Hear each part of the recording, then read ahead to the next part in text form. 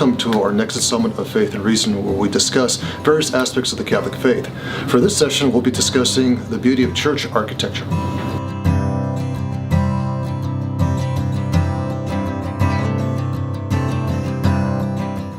I think the beauty of the church is we have a beautiful nave, altar, sanctuary. So when you walk into any Catholic church, you're going to be walking east, or it signifies the opening or the entrance into the glory of God. And so immediately you're awestruck by the beauty of an altar, a tabernacle, steps, but also really pillars that direct themselves towards the beauty of the church. And through that you have beautiful statues of the saints typically, and also stained glass windows, all aimed at helping the person develop a reverence for Christ and a reverence for what they're about to walk into, which is the liturgy itself.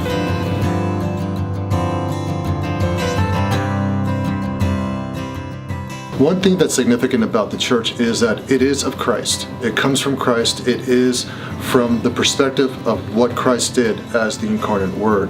And so one of the beautiful things that Christ did was that He offered Himself up, body and soul and divinity, for our salvation. What that means is this, that the representation of what He did is found in the form of a crucifix or a cruciform. That's why you would see a crucifix in every Catholic church all over the world, because it's a representation of what Christ did on the cross, His salvation and His crucifixion tied to our humanity, and for our opportunity to grow with Him through the liturgy.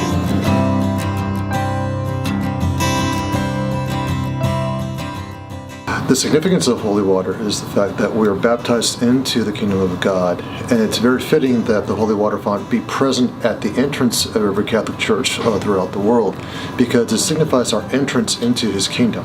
So as we walk in and bless ourselves with holy water by making a simple sign of the cross on our forehead, it gives us the opportunity to really embrace and walk into God's journey, which is also Christ's journey in His holy kingdom. And so the holy sacrifice of the Mass and everything attuned to it represents our baptism walking into the kingdom of God. And hence the significance of why we bless ourselves with holy water in preparation for the gift we're about to receive in the liturgy of the Word and the liturgy of the Eucharist. The red candle, typically when you walk into a Catholic church or say you're going to adoration, you typically see a red candle associated or near proximity to the tabernacle. That signifies that Christ is present here.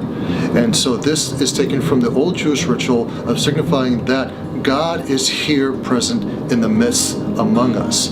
And so the light signifies the presence of Christ, where we have the consecrated host in the tabernacle, and it tells all the congregants that Christ is truly present here.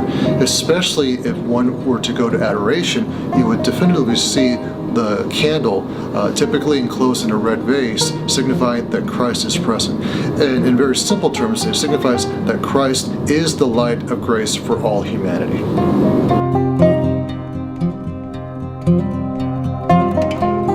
Now this becomes very tricky because there are several elements involved in the development of the liturgy and the structure or the architecture of a church.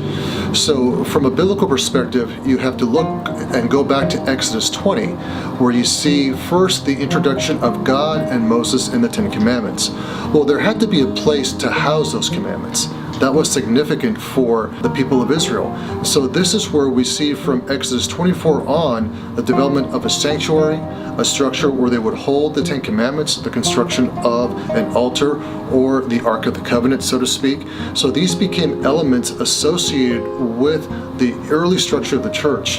Now, jumping centuries, with the advent of the early church, especially after Constantine, he took elements of the old pagan temples, and really reconformed them to be houses of prayer, taking the element of the old Jewish ritual and the tabernacle itself and placing it at the heart of Christian worship.